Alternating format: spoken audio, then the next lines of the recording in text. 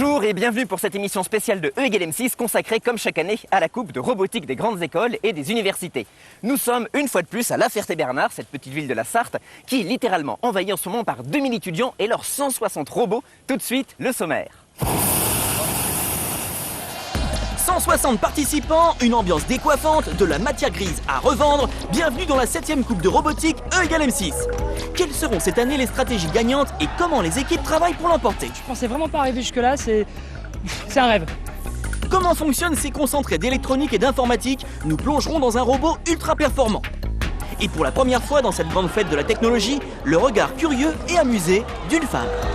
Au niveau du look, hein, faut être habillé comment? Il y a une tenue exprès pour fabriquer des robots, hein? Bonjour!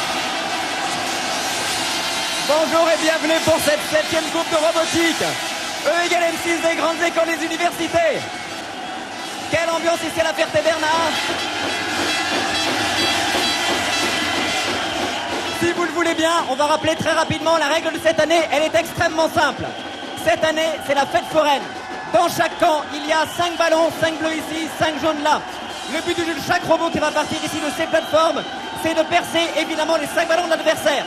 Un point très important, il y a ici 2 ballons qui sont mobiles.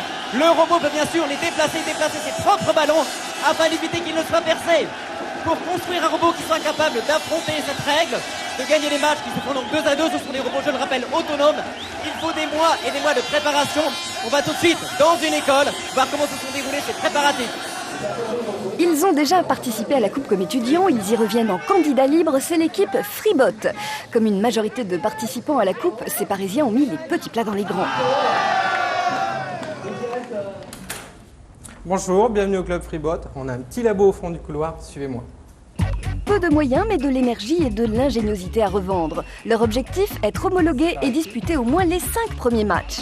Et c'est dans cette arrière-cour du 13e arrondissement que les 9 membres de l'équipe se sont préparés pour revivre la magie de la coupe. On est tous salariés d'entreprise, on a tous plus ou moins fait des écoles d'ingénieurs avant. Et on a décidé de monter un club de façon à partager toutes nos connaissances et montrer qu'avec un petit budget, on peut faire beaucoup de choses. 9 000 francs de budget et pas de sponsor, c'est un des paris de cette équipe. L'autre pari, c'est le nombre de petits robots autonomes. Freebot, ce n'est pas un robot, mais 10. Bienvenue au pays de Blanche-Neige. Ici, on a Simplet, qui est tout au timer, donc il n'a pas de capteur. Ensuite, ici, on a Hatchoum, qui en fait va lancer 2 PMI. Deux toutes petites, une qui est ici en haut qui s'appelle Miroir et une qui est ici en bas qui s'appelle Dormeur.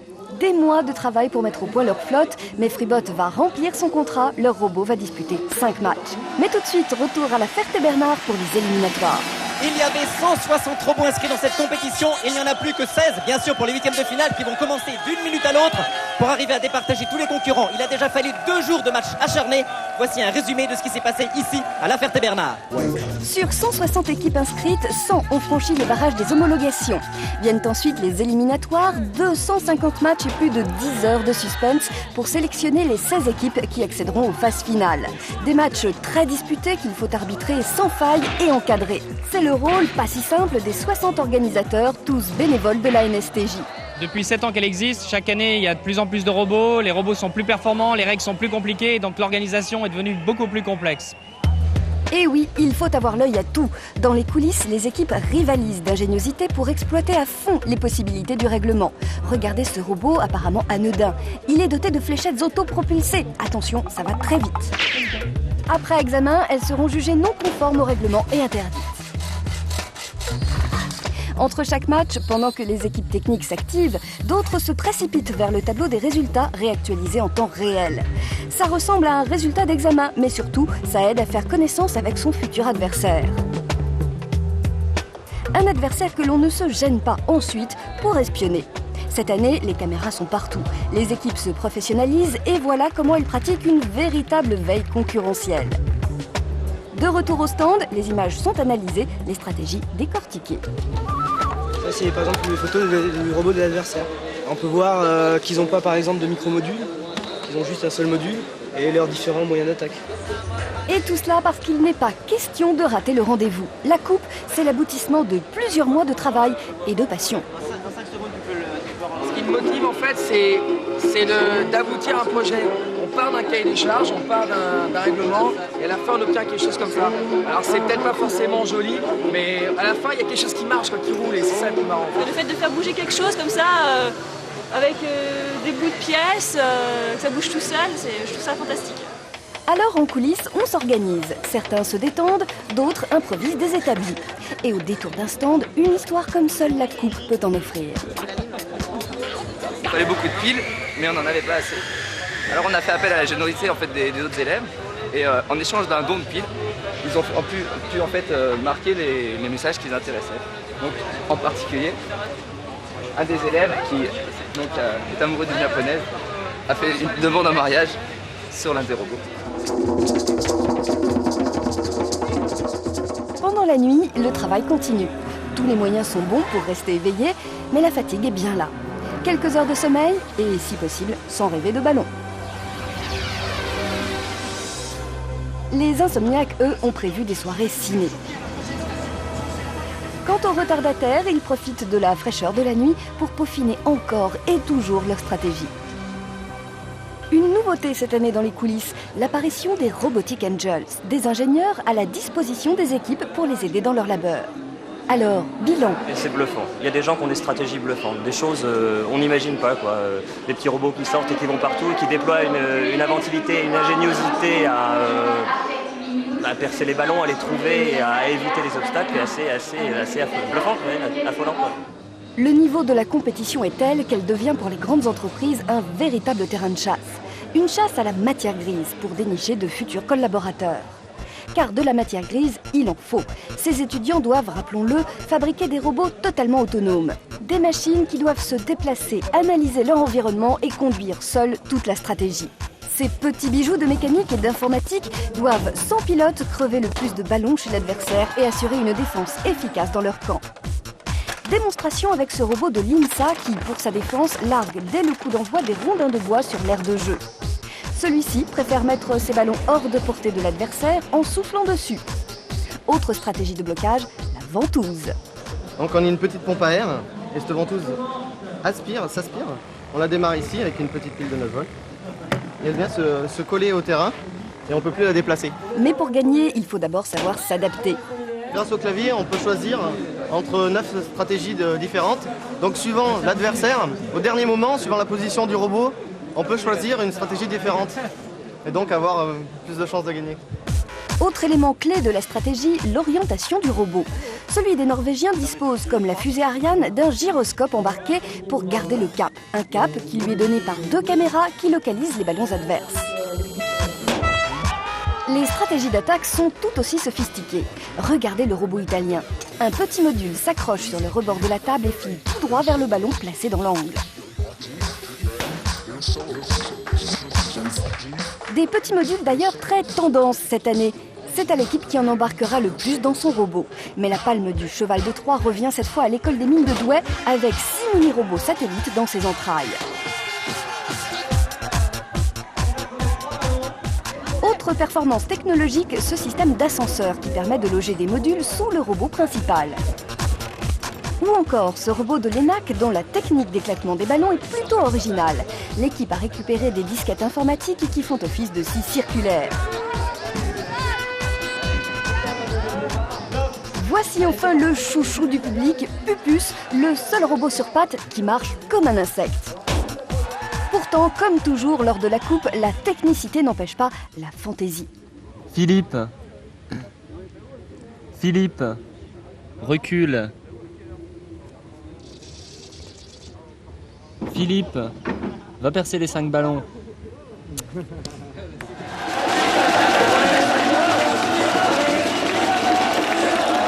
On n'imagine pas combien c'est compliqué de faire un robot. Chacune de ces machines est une merveille de technologie. Voici par exemple un des robots favoris, le robot de Ville d'Avray, désossé pour vous par ses concepteurs. Apparemment, il est tout simple. Une grosse boîte équipée de bras articulés pour percer les ballons. Mais le robot de Ville d'Avray cache dans sa partie supérieure un véritable cerveau artificiel. Ici derrière la porte, on a la carte mère du robot. Donc là c'est la carte mère. Donc là c'est la RAM, c'est ce qu'on programme. Carte mère, RAM, un robot, c'est avant tout un ordinateur roulant qui digère des centaines d'informations par seconde. Ces informations, ce sont les ordres de l'équipe transmis dans les stands par l'intermédiaire de cet ordinateur. Exemple, le déplacement. Il est assuré par un moteur électrique très puissant. Et le mouvement de chaque roue est contrôlé au centième de degré près, ce qui permet de faire tourner la machine. Pour se repérer, le robot analyse les ondes infrarouges émises par des balises placées dans le camp adverse, ce qui lui ouvre la route des ballons à percer. Et si des obstacles se présentent, un émetteur d'ultrasons placé en bas de la machine les localise et transmet ces nouvelles informations à la mémoire centrale. C'est elle qui recalcule en permanence tous les paramètres pour dérouler au mieux la stratégie. Le véritable secret de ce robot, c'est sa rapidité. En moins de 3 secondes, il éclate ses 2 premiers ballons. Impressionnant. Mais cette stratégie sera-t-elle payante cette année ? En attendant de le savoir, retour à la Ferté-Bernard. Une ville, on l'a vu, prise d'assaut par des centaines d'élèves ingénieurs. Ce qui a intrigué notre envoyé spécial. Ça y est, on est enfin arrivés. Donc je vous emmène, allez, on y va. Et oui, si j'ai laissé tomber le shopping, c'est pour rencontrer des hommes intelligents, des vrais de vrais. Mais qu'est-ce qu'ils ont de plus que moi, tous ces robots, pour motiver autant de garçons ? En tous les cas, ce qui est sûr, c'est qu'un robot, ça ne sert pas à faire le ménage. Remarquez, moi non plus. Peut-être qu'on peut au moins m'expliquer comment c'est fabriqué. Dites, vous pouvez me montrer comment c'est à l'intérieur ? Ah non, c'est pas possible, c'est un secret ? Allez, s'il vous plaît. Les petits moteurs courant continu ici, avec donc un codeur intégré. Oui, c'est formidable tout ça, mais alors ça réussit pas à tout le monde apparemment. Hein. Sinon, au niveau du look, hein, il faut être habillé comment ? Il y a une tenue exprès pour fabriquer des robots, hein ? Visiblement, les rayures, c'est très très tendance. Wow, il y en a qui osent, hein. C'est un lapin. Non, c'est panthère. Ouais, panthère, voilà. Je me trompe. En fait, j'ai changé d'école. Bon, ça se passe bien, besoin de rien ? Est-ce qu'il faut que je sois franc ou... C'est dommage qu'il manque un peu de filles, en fait. Bah justement, puisque vous en parlez, et les filles dans tout ça ? Ma copine à moi, c'est la robotique. C'est la même que moi, quoi. Ah, mais vous n'êtes pas vraiment des hommes alors. Bon, bah tant pis pour nous les filles, hein. Je crois qu'on peut vraiment pas lutter. C'est dommage.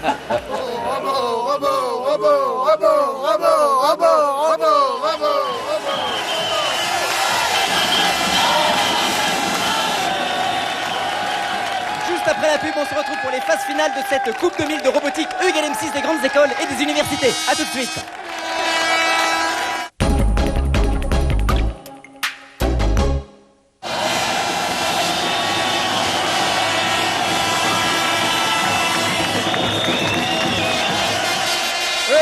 Deuxième partie spéciale Coupe de robotique dans une ambiance de folie. Tout de suite, c'est parti pour les 8e de finale. Début des phases finales, les choses sérieuses commencent et la tension monte. Tout va très très vite. On passe, on gagne des matchs, ça s'accélère. Je vois rien passer, non. Évidemment, je pensais vraiment pas arriver jusque-là. C'est un rêve.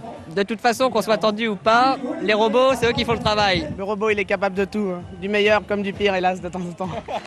En 8e et en quart de finale, pas question de flancher. Un robot qui ne démarre pas, un mauvais choix stratégique et c'est l'élimination directe.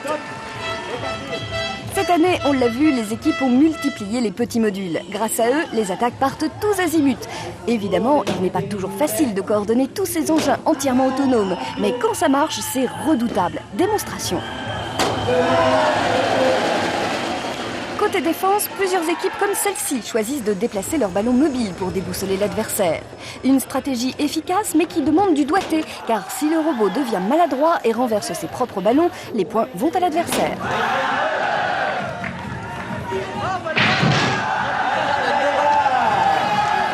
Autre défense en vogue, le blocage. Il peut se faire avec une plaque métallique, avec de simples boules blanches pour désorienter le robot adverse, ou encore à l'aide de plots solidement ventousés à la table. Mais là, surprise, un petit module est parvenu à se faufiler. Défense en 2 temps pour Ville d'Avray. La ventouse, mais aussi un petit robot chargé de déplacer le ballon et de le mettre hors de la trajectoire adverse. De son côté, les CGLEC jouent les poupées russes. Une partie fixe reste en défense pendant qu'un mini-robot file à l'attaque. Différentes techniques également pour percer les ballons. Les aiguilles, bien sûr, mais aussi la résistance chauffante imparable.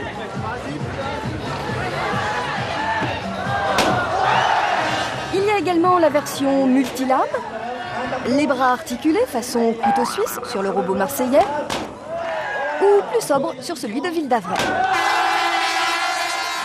Fin des quarts de finale. Pour certains, parvenir à ce stade de la compétition, c'est déjà une victoire. C'est une vraie et grande... C'est impensable. On était venu pour s'homologuer, on a fait 7 matchs, 7 victoires, c'est impensable. Quelque chose d'inespéré. Ah, carrément. L'année dernière, on n'était pas homologué, c'est vraiment... c'est incroyable. En demi-finale, on retrouve donc l'IUT de Ville-d'Avray, les CGLEC de Saint-Nazaire, Arobas de Strasbourg et Minitech de Marseille.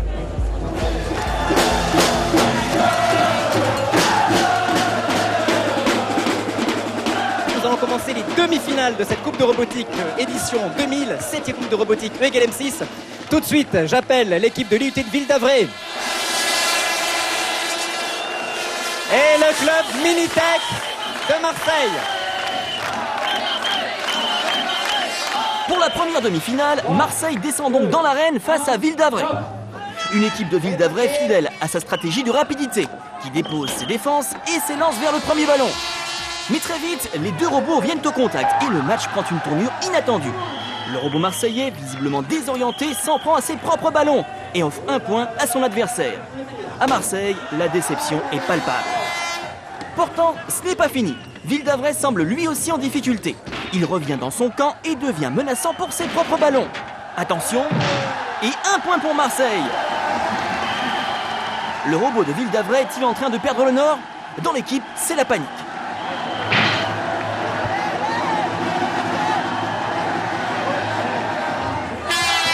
Sauvé par le gong, Ville-d'Avray, cette fois, l'a échappé belle et l'emporte 2-1. Seconde demi-finale, Saint-Nazaire affronte Strasbourg. Deux équipes avec de nombreux petits modules. Immédiatement, Saint-Nazaire passe à l'offensive, mais se trouve bloqué dans les derniers centimètres. Strasbourg s'inquiète, mais ses petits robots repèrent enfin les ballons adverses. Et là, c'est l'hécatombe. 3 ballons percés en quelques secondes. Très belle victoire de Strasbourg qui l'emporte par 3-0 et accède en finale.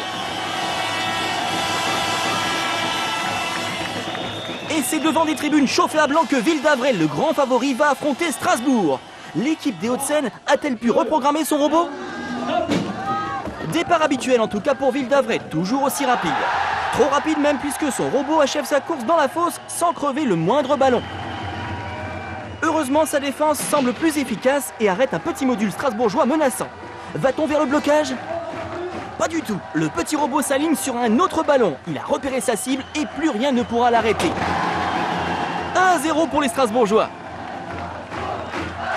Côté Ville-d'Avray, c'est le dépit. Le robot ne donne aucun signe d'activité. La phase d'attente programmée est visiblement trop longue. Les secondes s'égrènent et Ville-d'Avray voit son titre s'envoler. Cette fois, le temps a joué contre eux. Strasbourg l'emporte 1-0. Une victoire logique, leur robot était parfaitement au point. Cette coupe, ils la méritaient. Ouais, on l'a mérité! On est parti vraiment de rien. Et c'est incroyable. On est venu là, on est dit on va terminer dans les 50 premiers, on termine premier, c'est incroyable. C'est bien que ce soit quelqu'un d'autre qui gagne un peu de temps en temps aussi. On est quand même content parce qu'on ira en Coupe d'Europe. Et oui, car pour la Coupe d'Europe, les 3 premiers de la Coupe de France vont affronter 9 formations étrangères. Ce sont tous des membres de grandes écoles, d'universités, qui viennent d'Italie, de Norvège ou encore du Danemark. Le cercle européen s'est même élargi cette année aux États-Unis avec le prestigieux MIT, le Massachusetts Institute of Technology. On voulait construire un robot intéressant, prendre du plaisir à le concevoir, et puis c'est sympa de rencontrer des personnes d'autres pays et de comparer nos techniques. Cela représente beaucoup de bon temps, mais aussi beaucoup de travail et pas mal de stress jusqu'au dernier moment. La motivation, c'était d'appliquer un peu ce qu'on apprend à l'école. Pouvoir faire un robot qui bouge et le présenter à ce spectacle ici en France, qui est vraiment sympa. Parfois pourtant, il faut chercher d'autres motivations, plus inattendues. Si on est en bonne position dans le classement, notre professeur nous a promis qu'on ne passerait pas nos examens de robotique cette année. Quoi qu'il en soit, la Coupe d'Europe, c'est encore un festival d'inventivité. L'équipe des Pays-Bas, par exemple, se sert à merveille des bords de la table. Ils ont également conçu ce module réversible particulièrement impressionnant, difficile de l'arrêter. Autre trouvaille des Pays-Bas, décidément très en forme, le lancement d'un minuscule bolide. Là, c'est raté, mais quand cela fonctionne, c'est imparable. Pourtant, malgré cette débauche technologique, les Pays-Bas ne parviendront pas en finale. La finale oppose l'école polytechnique de Lausanne à une équipe que l'on connaît bien désormais, l'IUT de Ville d'Avray. Ont-ils tiré les leçons de leur défaite en Coupe de France? Très vite, Ville d'Avray perce 2 ballons, mais les Suisses ne se laissent pas abattre et encornent à leur tour 2 baudruches, égalité de partout. Le match est serré, mais Ville d'Avray a retrouvé sa fiabilité et se rue sur un angle. 3-2, c'est la victoire.